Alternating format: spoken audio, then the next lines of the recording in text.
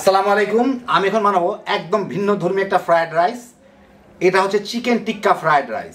একদম কাবাবের ফ্লেভারে এত সুন্দর যে একটা ফ্রাইড রাইস তৈরি হয়, একবার না বানায় খেলে বুঝবেন না। কাবাবের ফ্লেভারে অসাধারণ একটা স্বাদ। এটার তৈরি করা অনেক সোজা। তো আসেন দেখি শুরু করা যাক। আমি এখানে প্রথমেই চালটা সিদ্ধ করে নিব।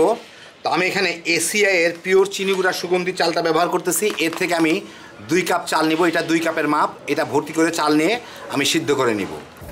আমি এখানে আধা কেজি মুরগির মাংস ছোটো ছোটো এরকম কিউব কিউব করে কেটে নিচ্ছি, ছোটো ছোটো টুকরা টুকরা করে কেটে নিচ্ছি আমি, এই যেরকম।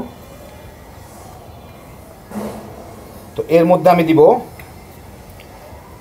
1 চা চামচ মরিচের গুঁড়া। আমি এখানে এসিআই পিওর মরিচের গুঁড়াটা ব্যবহার করতেছি।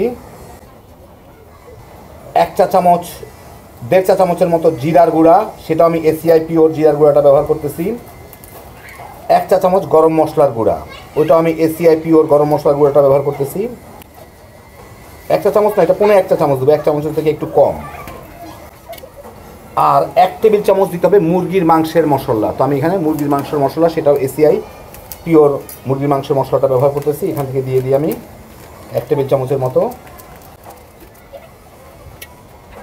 আধা চা চামচের মতো গোলমরিচের গুঁড়া, একটু জর্দার রং করার জন্য, একটু লালচে লালচে হয় এগুলা, একটু হলদে টাইপের আর কি।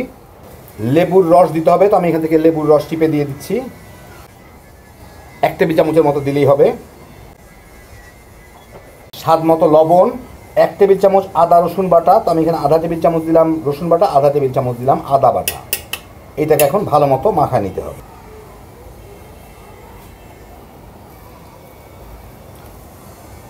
তো হয়ে গেল আমার মাখানো। এটাকে আমি 20 মিনিট থেকে আধা ঘন্টার জন্য রেখে দেবো। তারপরে আমি এটাকে ভাজবো।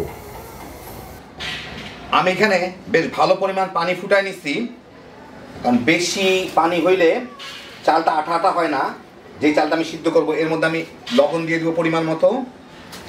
দিয়ে এই চালগুলাকে আমি 2-3 বার ধুয়ে রাখছি পানি ঝরায়, ওই চালগুলাকে দিয়ে দিব। এসিআই পিওর চিনি গুঁড়া চাল 2 কাপ। এখানে এই চালগুলাকে আমার অন্তত 80% সিদ্ধ করে নিতে হবে এর মধ্যে। তো প্রথম দিকে একটু নেড়ে দিব, নেড়ে চালগুলা নিচে চলে যাবে। যখন বলক উঠে যাবে তখন আর অসুবিধা হবে না। চালটা প্রায় 75-80% সিদ্ধ হয়ে গেছে। এইটা ঠান্ডা হইতে হইতে কিন্তু আরেকটু সিদ্ধ হয়ে যাবে। আমি এখন এটাকে পানি থেকে ছেঁকে নিয়ে ছড়ায় দিব ঠান্ডা হওয়ার জন্য। একটু তেল মেখে দিব। তখন প্রথম আমি পানিতে তেল দিই নাই, কারণ পানিতে তেল দেওয়া কোনো কাজে আসে না। এটা বলতে পারেন তেলটাকে পানিতে ফেলে দেওয়ার মতোই অবস্থা। সেই জন্য পানিতে আর কোনো তেল দেওয়ার দরকার নাই। আমি এটা এখন ছেঁকে তারপরে ছড়ায় ওর সাথে একটু তেল মেখে দিব, যাতে গায়ে গায়ে লেগে না যায়। ভাতগুলো আমি পানি ঝরাই নিলাম। এখন এর উপরে আমার একটু তেল দিয়ে এগুলাকে মেখে দিলেই হয়ে যাবে, যাতে ঝরঝরা হয়ে যায়। এটা একটার সাথে একটা লাগবে না। আর দেখেন মোটামুটিভাবে এই অল্প কিছুক্ষণের মধ্যেই এই চালগুলা সিদ্ধ হয়ে যায়। মানে 80% 75% অবস্থায় নামাইলেই বাকিটুকু ঠান্ডা হইতে হইতে সিদ্ধ হয়ে যাবে। এটাকে আমি এইভাবে ছড়ায় ঠান্ডা করে নিব, তাহলে ভাতগুলা ঝরঝরা থাকবে। তো ভাত সবসময় সিদ্ধ করার পরে তেল মাখবেন, পানিতে তেল দিয়ে লাভ নাই। আমি এখানে একটা কড়াই গরম করে এর মধ্যে আমি পুরো রান্নাটা সরিষার তেলে করব। এর মধ্যে আমি অল্প একটু সরিষার তেল দেবো। তো আমি এখানে এসিআই পিওর সরিষার তেলটা ব্যবহার করতেছি। আমি প্রথমে ডিমটুকু ভাজবো। খুব বেশি তেল দিয়ে দেওয়ার প্রয়োজন নাই, অল্প একটু তেল দিলেই হবে, যাতে জাস্ট ডিমটা ভাজা যায়। এইটুকু আগে মেখে নিই চতুর্দিকে। ডিম কিন্তু ভালো তেল চুষে, বেশি তেল দিলে কিন্তু বেশি তেলই খেয়ে ফেলবে ডিম। সেই জন্য যত কম তেল দিয়ে পাওয়া যায়। এর মধ্যে আমি 2টা ডিম ভেঙে দিয়ে স্ক্র্যাম্বল করে নিব। অল্প একটু লবণ ছিটা দিয়ে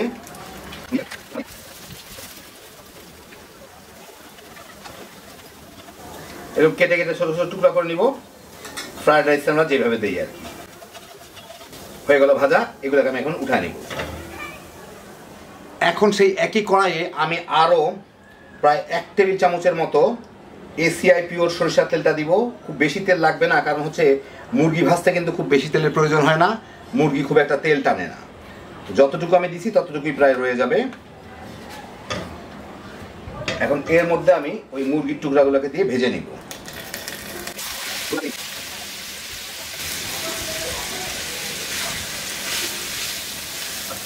মিনিট 10 একদম ভালো মতো বাদামি করে ভেজে লাল লাল যা যা পছন্দ মতো ভাজবেন, আমি একটু বাদামি বাদামি করে ভাজলাম। এখন আমি এটাকে উঠাই নেব এগুলাকে। তোমার তেলটা প্রায় শেষ না শেষই। আমি এখানে আরও 1 টেবিল চামচ এসিআই পিওর সরিষার তেল দিব। একটু কম দিলাম, হয়তো অসুবিধা নাই, যত কম খাওয়া যায়। কড়াইটা গরমই। এর মধ্যে এখন আমি প্রায় সিকি কাপ, কোয়ার্টার কাপের মতো পেঁয়াজ এরকম ডাইস করে কাটা এগুলো দিব। দিয়ে একটু ভেজে নিতে হবে। পেঁয়াজটাকে কিন্তু বাদামি করা যাবে না, কিছুই না, জাস্ট ট্রান্সলুসেন্ট, একটু নরম হলেই হয়। একই সাথে 3 কোয়া রসুন আমি এরকম একটু কুচি কুচি করে রাখছি, ওগুলা দিয়ে দিব। 3 না 2 কোয়া রসুন রাখছি এখানে আমি।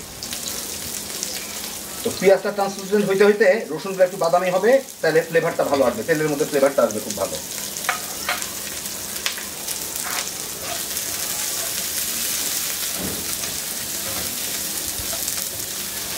আমি কিন্তু এখন হাই হিটে রান্না করতেছি। এই কয়েক সেকেন্ডের মধ্যে রসুনগুলো একটু বাদামি দাগ লাগা শুরু হলেই আমি এর মধ্যে দিয়ে দিব আমার পছন্দ মতো। আমি একটু গাজর আর বরবটি আমি এভাবে কেটে রাখছি, একটা আধা কাপের থেকে একটু বেশি হতে হবে, এভাবে ছোট ছোট করে কুচি কুচি করে ওগুলো আমি এর সাথে দিয়ে ভেজে নিব। এই 3-4 মিনিটের মধ্যে সবজিগুলো প্রায় 80% মতো সিদ্ধ হয়ে যায়। এখন এর মধ্যে আমি হালকা একটু লবণ দিব, অল্প, সেফ সবজিগুলো যতদূর প্রয়োজন ততদূরের জন্য। আর এতে দিব আমি এসিআই পিওর স্বাদে ধামাকা, এই যেগুলা এর অর্ধেকটা দিব, 1 প্যাকেটের অর্ধেকটা দিব, বাকি অর্ধেকটা আমি চালের সাথে দিব আর কি। অর্ধেকটা দিলে এটা খুব ভালো একটা টেস্ট আনে এর মধ্যে, সবজির মধ্যে। ওটা দিয়ে সাথে একটু মিলাই। একই সাথে আমি দিয়ে দিব অল্প একটু ক্যাপসিকাম, লাল আর সবুজ রাখছি, সেইটা যার যার মতো পছন্দ মতো সবজি দিবেন। আমি যা দিচ্ছি সেটাই না, দেখতে ভাল লাগে এগুলো দিলে আর কি। এই একটু নাড়াচাড়া করে ভেজে নিই। ক্যাপসিকাম বেশি ভাজলে কিন্তু নরম হয়ে যাবে, কালার ডিসকালার হয়ে যাবে এবং খাইতেও খুব খারাপ লাগবে। সেই জন্য অন্য সবজি আগে যা পারেন ভেজে নেবেন। এই মিনিট খানেক নাড়াচাড়া করেই আমি এর মধ্যে যে চালগুলা করে রাখছিলাম আমার পছন্দ মতো দিয়ে দিব। যে চালগুলো আমি করে রাখছিলাম, সিদ্ধ করে রাখছিলাম, আমি 2 পট সিদ্ধ করছি। 2 পটের থেকে আমি প্রায় 1.5 পটের মতো, 1.5 পট চাল ভাত দিলাম এর মধ্যে। ডিমগুলা পুরাটাই দিয়ে দিব। একটু নেড়ে দিলে নিচের দিকে পুড়ে যাবে। এখান থেকে স্বাদ মতো মুরগির মাংস দিয়ে দিব, যার যার পছন্দ মতো দিবেন। আমি প্রায় অর্ধেকের মতো দিলাম, অর্ধেকের একটু বেশি দেই। আমার এই সসপ্যানটা আটতে হবে। একটু মিশানোর আগে আমি এখানে 1 টেবিল চামচের মতো সয়া সস দিয়ে দিচ্ছি। এটা অনেকটা লবণের কাজ করবে। 1 চা চামচ গোলমরিচের গুঁড়া, ফ্লেভারটা ভালো আসে। আর বাকি যে মশলাটুকু ছিল এটার মধ্যে সেটা দিয়ে দিব। এসিআই পিওর স্বাদে ধামাকা, খুবই সুন্দর একটা ফ্লেভার আনে এটা। এখন এইগুলাকে ভালো মতো মিশায় একটু ভেজে নেই, তাহলে আমি বুঝতে পারবো লবণ টবণ কিছু লাগবে কিনা।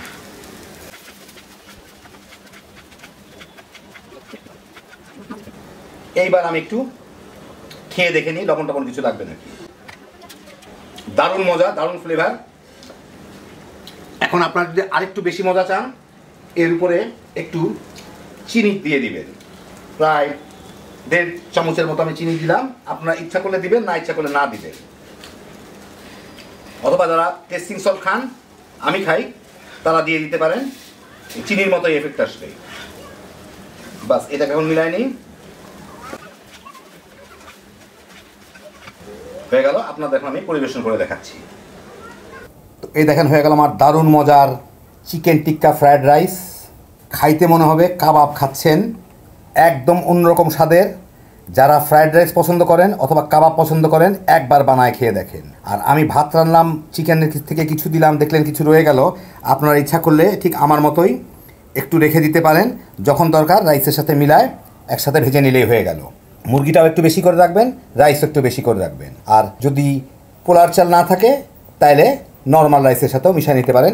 একটু ফ্লেভারে 19-20 হবে, কিন্তু টেস্ট একই থাকবে। হ্যাপি জোশের একটা আইটেম। স্ন্যাক্স হিসাবেও খাইতে পারেন, পুরা মিল হিসাবেও খাইতে পারেন। আর এসিআই পিওর স্বাদে ধামাকাটা দেওয়ায় টেস্ট যে কতখানি বাড়ে, একবার না বানাই খেলে বুঝবেন না। তামা তামা করে খেয়ে ফেলাইতে পারবেন। আল্লাহ আপনাদের সবাইকে ভালো রাখুন, সুস্থ রাখুন, নিরাপদে রাখুন। ইনশাল্লাহ বেঁচে থাকলে আবার দেখা হবে। আল্লাহ হাফিজ।